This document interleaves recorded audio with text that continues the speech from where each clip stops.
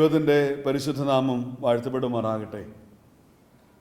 നമ്മുടെ ഒരുമിച്ചുള്ള ധ്യാനത്തിനായി വേർതിരിച്ചിരിക്കുന്ന വേദഭാഗം വിശുദ്ധ ലൂക്കോസിൻ്റെ സുവിശേഷം 8-ാം അധ്യായം 22 മുതൽ 25 വരെയുള്ള വാക്യങ്ങൾ. അതിൽ 22-ാമത്തെ വാക്യം ഞാൻ വായിക്കുന്നു. ഒരു ദിവസം അവൻ ശിഷ്യന്മാരുമായി പടകിൽ കയറി നാം തടാകത്തിൻ്റെ അക്കരെ പോക എന്ന് അവരോട് പറഞ്ഞു. Jesus Z, let us go to the other side of the lake. നമുക്ക് പ്രാർത്ഥിക്കാം.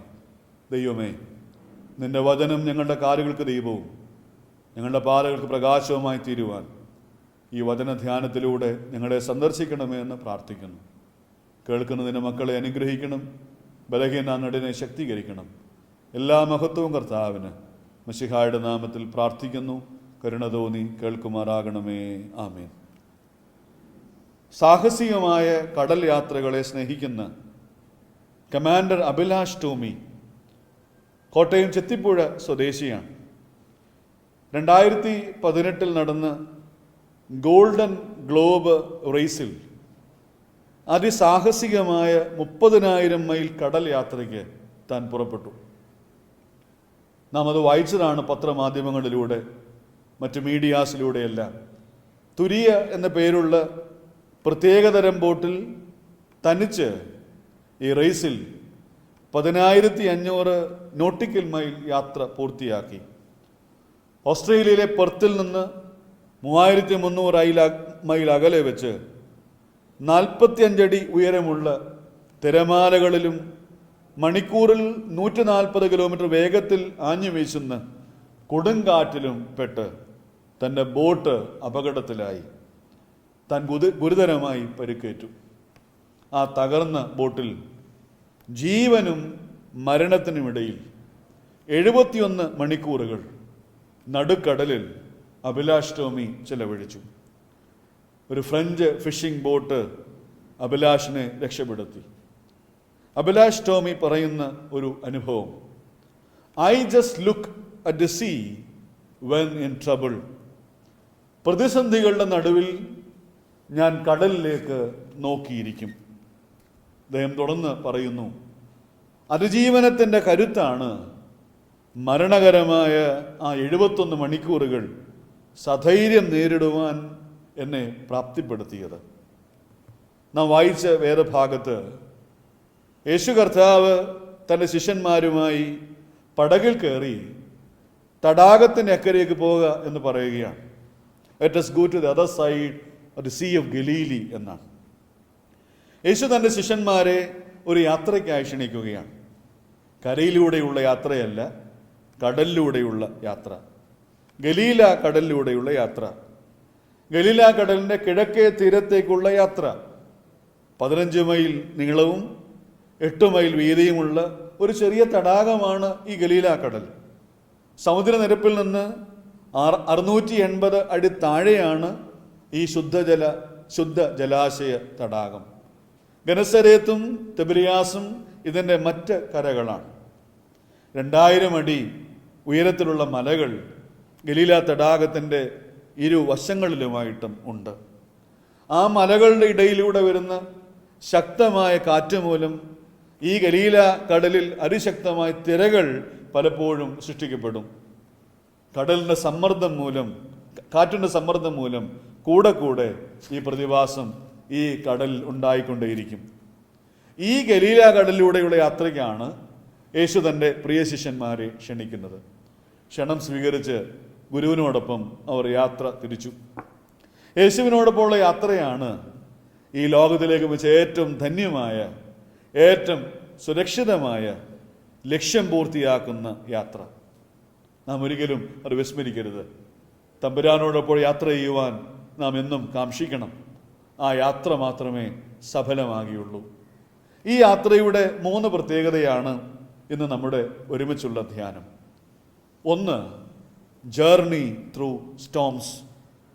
കൊടുങ്കാറ്റിലൂടെയുള്ള, പ്രതികൂലങ്ങളിലൂടെയുള്ള യാത്ര. കൊടുങ്കാറ്റും തിരമാലയും മൂലം പ്രക്ഷുബ്ധമായ യാത്ര. Storms R real. കൊടുങ്കാറ്റുകൾ യാഥാർത്ഥ്യമാണ്. ആരും കൊടുങ്കാറ്റും തിരമാലയും വിളിച്ചു വരുത്തുന്നതല്ല. ആരും അത് വരണമേ എന്ന് പ്രാർത്ഥിക്കുന്നതല്ല. അതിനായി ആകാംക്ഷയോടെ കാത്തിരിക്കുന്നതല്ല. മുന്നറിയിപ്പുകൾ കൂടാതെ കൊടുങ്കാറ്റുകൾ വരികയാണ്. Storms are sudden. അത് പെട്ടെന്ന് സംഭവിക്കുകയാണ്. യാത്ര വിശ്വാസ യാത്രയായതിനാലും യേശുവിനോടൊപ്പമുള്ള യാത്രയായതിനാലും അത് സുഖകരമാണെന്ന് കരുതിയാൽ അത് തെറ്റിപ്പോയി. അങ്ങനെയല്ല. അങ്ങനെ ചിന്തിക്കുന്നത് അബദ്ധമാണ്. അങ്ങനെയല്ല. ജീവിത വഴികളിൽ ഇത് സംഭവിക്കുക തന്നെ ചെയ്യും. യേശു കർത്താവ് പറഞ്ഞത് ലോകത്തിൽ നിങ്ങൾക്ക് കഷ്ടമുണ്ടായിരിക്കുമെന്നല്ല, ഉണ്ട്. It's A reality. ഉണ്ടെങ്കിലും നിങ്ങൾ ധൈര്യപ്പെടുക, ഞാൻ നിങ്ങളോട് കൂടെ ഉണ്ട്. ഞാൻ ആരാണ്? ഈ കഷ്ടങ്ങൾ സമ്മാനിക്കുന്ന ലോകത്തെ ജയിച്ച ക്രിസ്തുവാണ്. ആ ക്രിസ്തു നിങ്ങളോടൊപ്പം ഉള്ളപ്പോൾ നിങ്ങൾ പതറിപ്പോകാൻ പാടില്ല. ഓ സ്റ്റോംസ് ആർ സഡൻ. തിരമാലകൾ, പ്രതിസന്ധികൾ പെട്ടെന്നാണ്. കൊറോണ വൈറസ് ഒരു വലിയ തിരമാലയാണ്, ഒരു വലിയ പ്രതിസന്ധിയാണ്, ഒരു വലിയ കൊടുങ്കാറ്റാണ്. തികച്ചും അപ്രതീക്ഷിതമായി നമ്മുടെ ജീവിത നൗകയിൽ ആഞ്ഞടിച്ച് ഒരു തിരമാലയാണ്. എല്ലാ വിധത്തിലും നമ്മെ വല്ലാത്ത പ്രതിസന്ധിയിലേക്ക് അത് നയിച്ചുകൊണ്ടിരിക്കുകയാണ്. നമ്മുടെ പ്രതീക്ഷകളും നമ്മുടെ സ്വപ്നങ്ങളും നമ്മുടെ പദ്ധതികളും, എന്തിനേറെ നമ്മുടെ ജീവൻ പോലും ഒരു ചോദ്യചിഹ്നമായി മാറുകയാണ്. എത്രയോ ആളുകൾ ഇതിനകം മരണപ്പെട്ടു. എന്നെ കേൾക്കുന്ന പ്രിയപ്പെട്ടവരെ, സ്റ്റോംസ് ആർ സഡൻ. ഏത് സമയത്തും പ്രതിസന്ധികൾ ജീവിതത്തിൽ ഉണ്ടാവാം. ആരോഗ്യം, ജോലി, വരുമാന മാർഗങ്ങൾ എല്ലാം ശാശ്വതമാണെന്ന് നാം ഒരിക്കലും കരുതരുത്. എന്താണ് ജീവിതം? Expecting the unexpected, that is life. അപ്രതീക്ഷിതമായതിനെ പ്രതീക്ഷിക്കുന്നതാണ് ജീവിതം. തിരമാലകളും കൊടുങ്കാറ്റുകളും രോഗങ്ങളും വേദനകളും വേർപാടുകളും ഒക്കെ ജീവിതത്തിൻ്റെ ഭാഗമായി തന്നെ നാം കരുതണം. അങ്ങനെ കരുതാൻ പരാജയപ്പെട്ടാൽ നാം പരാജയപ്പെട്ടു പോകും. പടകിൽ നാം നിസ്സഹായരാകാം. നാം എത്ര പരിശ്രമിച്ചാലും ഫലമില്ല എന്ന് വന്നേക്കാം. നാം ഒറ്റപ്പെട്ടു പോകാം, തകർന്നു പോകാൻ സാധ്യമായി തീരാം. അതുകൊണ്ടാണ് പ്രിയരെ, ഒന്നാമതാം നാം തിരിച്ചറിയണം, ഈ യാത്ര ശിഷ്യന്മാർ പോയ യാത്രയല്ല. ഞാനും നിങ്ങളും സഞ്ചരിക്കുന്ന ഈ ലോക ജീവിതയാത്ര തിരമാലകളിലൂടെ, പ്രക്ഷുബ്ധമായ അനുഭവങ്ങളിലൂടെയുള്ള യാത്രയാണ്. അമരത്ത് തമ്പുരാനുണ്ട് എന്നുള്ളത് ഒരിക്കലും വിസ്മരിപ്പാനായിട്ട് പാടില്ല. രണ്ടാമതായി നാം മനസ്സിലാക്കണം, it's A journey four faith test. ഈ യാത്രയിൽ വിശ്വാസത്തിൻ്റെ പരിശോധന നിറവേറപ്പെടുകയാണ്. വിശ്വാസത്തിൻ്റെ പരിശോധന അനിവാര്യമായ ഒരു അനുഭവമാണ്. മർക്കോസിന്റെ സുവിശേഷം 4-ാം അധ്യായം 36-ാം വാക്യത്തിൽ ഈ സംഭവം വിവരിക്കുന്നത്, അന്ന് നേരം വൈകിയപ്പോൾ യേശു ശിഷ്യന്മാരോട് ഒപ്പം നാം അക്കരയ്ക്ക് പോക എന്ന് പറഞ്ഞു എന്നാണ്. അപ്പോൾ വൈകിയ വേളയിൽ സന്ധ്യാനേരത്ത് കടലിലൂടെ യാത്ര ചെയ്യുവാൻ യേശു അവരെ ക്ഷണിച്ചു. സന്ധ്യാസമയത്ത് ഗലീല കടലിലൂടെയുള്ള യാത്ര തികച്ചും അപകടകരമാണ്. ആപത്ത് വിളിച്ചു വരുത്തുന്ന യാത്രയാണ്. അത് അതീവ സാഹസികമായ യാത്രയാണ്. അതൊരുപാട് ഭീതി ഉളവാക്കുന്ന യാത്രയാണ്. ആ യാത്രയിലാണ് കടൽ പ്രക്ഷുബ്ധമായത്. ഗലീല കടലിൻ്റെ ഓളങ്ങളിൽ പടക് ആടി ഉലഞ്ഞപ്പോൾ ശിഷ്യന്മാരുടെ മനസ്സുകൾ അതിനേക്കാൾ ശക്തമായി ഉലഞ്ഞുപോയി.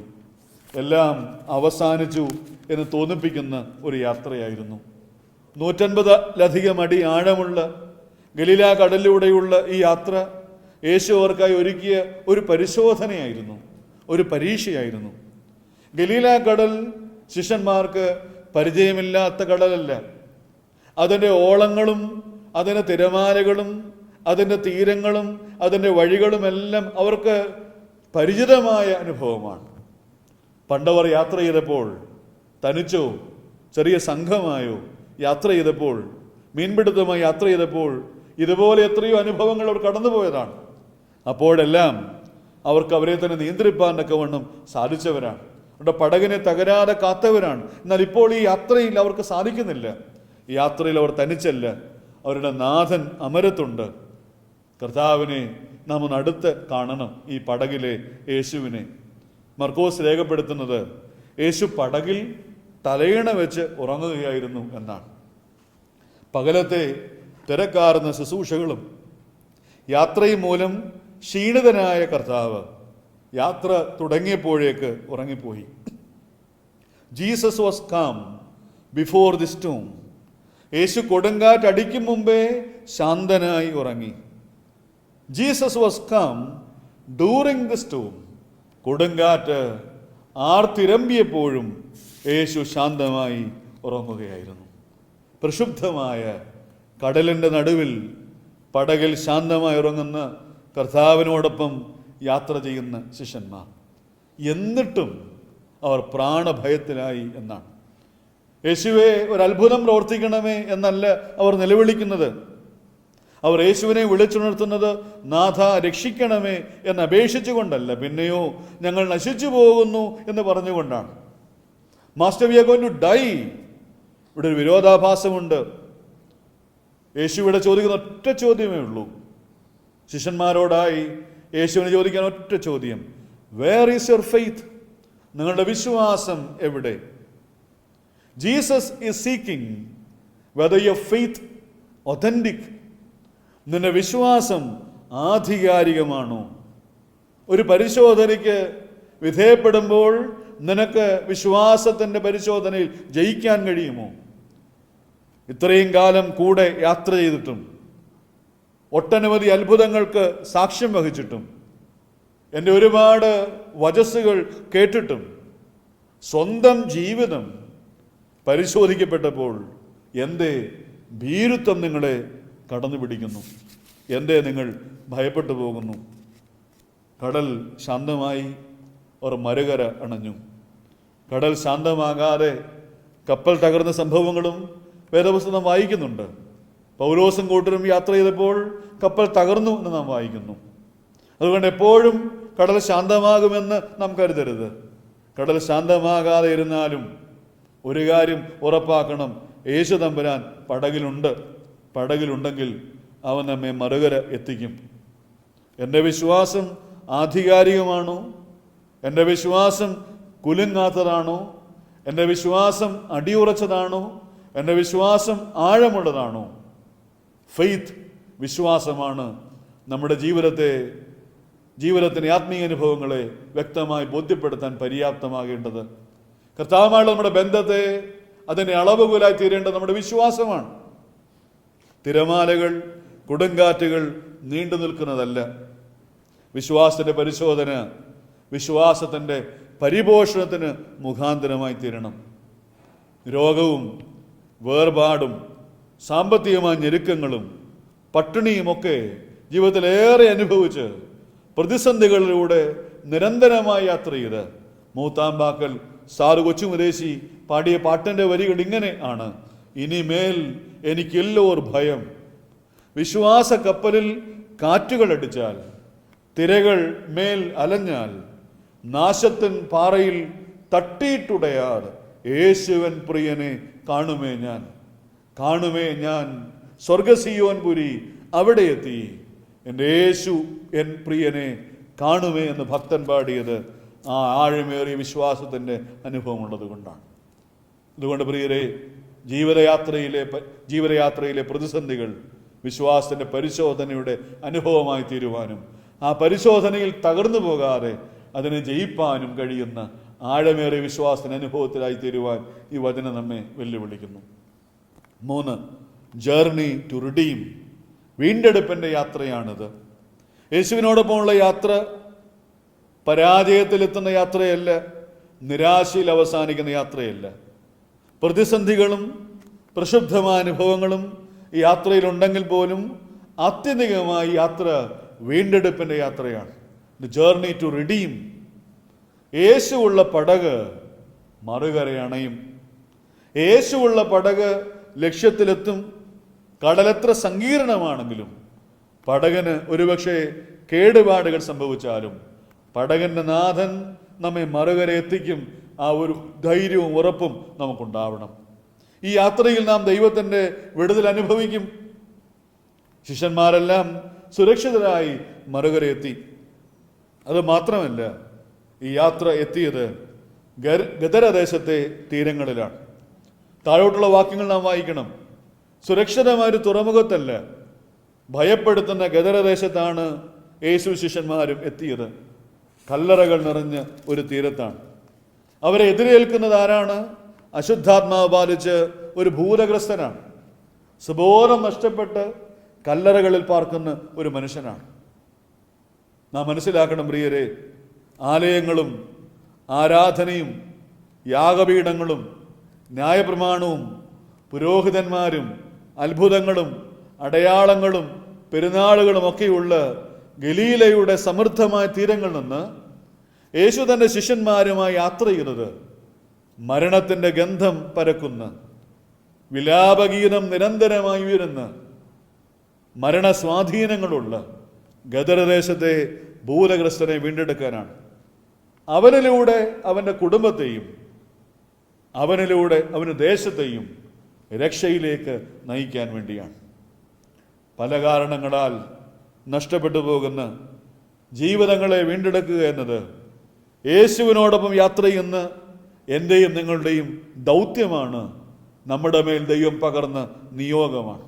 നിങ്ങളോ അന്ധകാരത്ത് നിന്ന് അത്ഭുത പ്രകാശത്തിലേക്ക് നിങ്ങളെ വിളിച്ചവൻ്റെ സൽഗുണങ്ങളെ ഘോഷിപ്പാനൊക്കെവണ്ണം തിരഞ്ഞെടുക്കപ്പെട്ട ജാതിയും രാജകീയ പുരോഹിത വർഗവും വിശുദ്ധ വംശവും സ്വന്തം ജനവുമാണ്. പത്രോസ് പറയുന്ന സാക്ഷ്യം അതാണ്. നമ്മുടെ ജീവിതത്തിൽ നാം അത് എപ്പോഴും ഓർത്തിരിക്കണം. We are called to proclaim the good news. നമ്മുടെ മേലുള്ള നിയോഗമാണത്.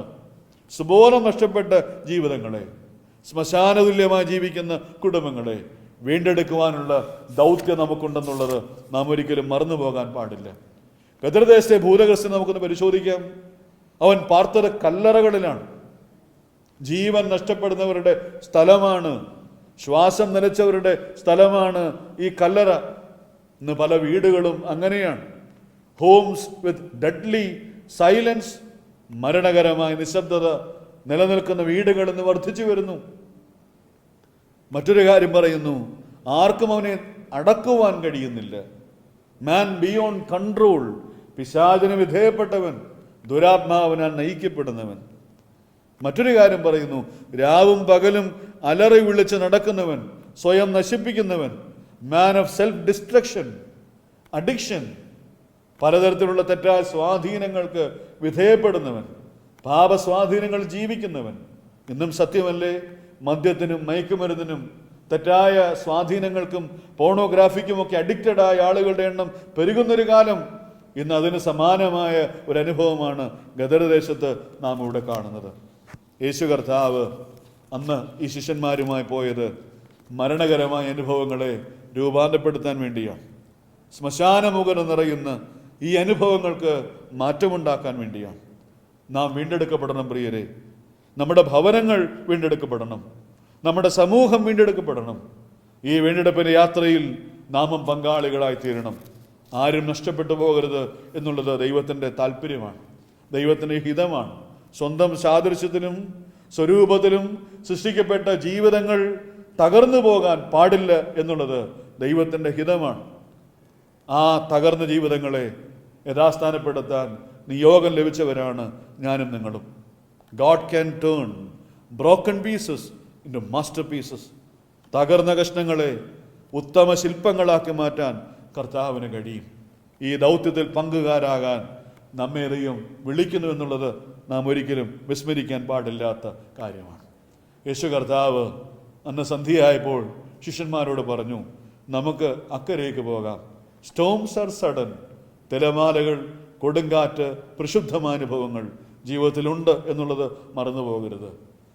ആ വഴികളിലൂടെ യാത്ര ചെയ്യുന്നത് നമ്മുടെ വിശ്വാസ ജീവിതത്തെ പരിശോധിക്കാൻ വേണ്ടിയാണ്, നമ്മളെ തകർക്കാൻ വേണ്ടിയല്ല, നമ്മളെ തളർത്താൻ വേണ്ടിയല്ല, നമ്മെ ശോഭയുള്ളവരാക്കി തീർക്കാൻ വേണ്ടിയാണ്, നമ്മുടെ തേജസ്സിനെ വർദ്ധിപ്പിക്കാൻ വേണ്ടിയാണ്, നമ്മിൽ കൃപകളെ പകരാൻ വേണ്ടിയാണ്, നമ്മെ രൂപാന്തരപ്പെടുത്താൻ വേണ്ടിയാണ്. ആ ഫെയ്ത്ത് ടെസ്റ്റിൽ, വിശ്വാസത്തിൻ്റെ പരിശോധനയിൽ നാം ക്ഷീണിച്ചു പോകാൻ പാടില്ല. മൂന്നാമതായി മറ്റൊരു കാര്യം കൊണ്ട് നാം കണ്ടു, ഈ യാത്ര വീണ്ടെടുപ്പിലേക്കുള്ള യാത്രയാണ്. നാം വീണ്ടെടുക്കപ്പെടണം, നമ്മിലൂടെ സമൂഹം വീണ്ടെടുക്കപ്പെടണം, ദൈവരാജ്യം ഈ ഭൂമിയിൽ സ്ഥാപിതമാകുവാനിടയാകണം. എന്നെ കേൾക്കുന്ന പ്രിയപ്പെട്ടവരെ, ദൈവകരങ്ങൾ നമ്മെ അതിനായി സമർപ്പിക്കാം. കർത്താവെ, നിന്നോടുകൂടെയുള്ള യാത്രകളാണ് ജീവിതത്തിലെ ഏറ്റവും ധന്യമായത്, ലക്ഷ്യത്തിലെത്തുന്നത് എന്ന് ബോധ്യപ്പെട്ട് അങ്ങയോട് ചേർന്ന് മാത്രം ജീവിതത്തിൻ്റെ ചുവടുകൾ വെപ്പാൻ ഞങ്ങളെ പ്രാപ്തരാക്കണമേ എന്ന് നമുക്ക് ദൈവസന്നിധിയിൽ പ്രാർത്ഥിക്കാം. തലകളെ വണക്കാം, നമ്മെ ദൈവമുമ്പാകെ സമ്പൂർണ്ണമായി സമർപ്പിക്കാം. ഞങ്ങളെ അതിവാത്സല്യമായി സ്നേഹിക്കുന്ന ദൈവമേ, സ്വർഗസ്ഥ പിതാവേ, വീണ്ടും അവിടുത്തെ മാറ്റമില്ലാത്ത വചനം ധ്യാനിപ്പാൻ നൽകിയ നല്ല അവസരത്തിനായി നന്ദിയോടെ സ്തോത്രം. ഞങ്ങളെ കേൾപ്പിച്ച ആലോചനകൾ ഞങ്ങൾ ഒരിക്കലും മറന്നു പോകാതെ ആലോചനകളെ ജീവിതത്തിന് അനുഭവമാക്കി മാറ്റാൻ കൃപ ചെയ്യണമേ എന്ന് പ്രാർത്ഥിക്കുന്നു. വചനം കേട്ട എല്ലാവരെയും അങ്ങ് ആശീർവദിക്കണമേ. അങ്ങയോട് ചേർന്ന് മാത്രം ജീവയാത്ര തുടരുവാൻ, വീണ്ടെടുപ്പിൻ്റെ സാക്ഷ്യം വഹിപ്പാൻ ഞങ്ങളെ പ്രാപ്തരാക്കണം. യേശു മൂലം ഞങ്ങൾ പ്രാർത്ഥിക്കുന്നു. കരുണ തോന്നി കേൾക്കുമാറാകണമേ. ആമേൻ.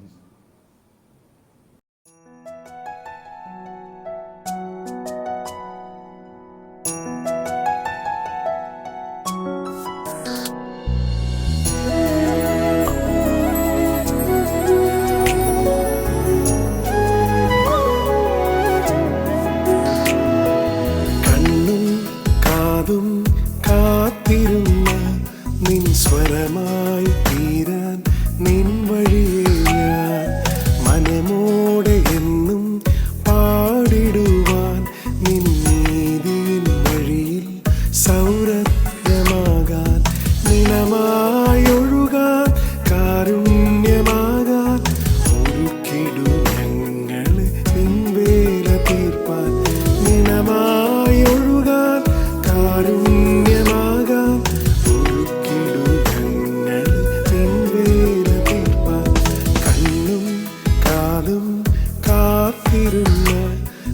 സ്വരമായി തീരാൻ നിൻ വഴിയെ ഞാൻ മനമോടെ എന്നും പാടിടുവാൻ നിൻ നീതിയിൻ വഴിയിൽ സൗരഭ്യമാകാൻ.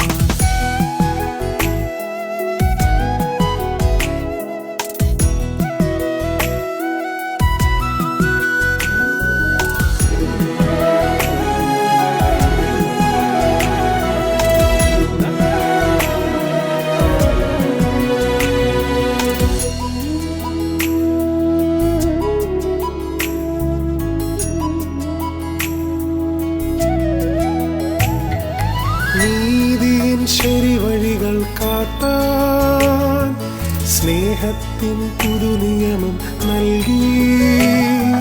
നീതിയിൻ ശരി വഴികൾ കാട്ടാൻ സ്നേഹത്തിൻ പുതുനിയമം നൽകി. രണ്ടാമനായി പരാജിതനായി, രണ്ടാമനായി പരാജിതനായി ബലിയായി മാറിയ തവ സ്നേഹമേ, കണ്ണും കാതും കാത്തിരുന്ന നിൻ സ്വരമായി തീരാൻ നിൻ വഴിയെ ഞാൻ മനമോടെ എന്നും പാടിടുവാൻ നിൻ നീതിയിൻ വഴിയിൽ സൗരഭ്യമാകാൻ.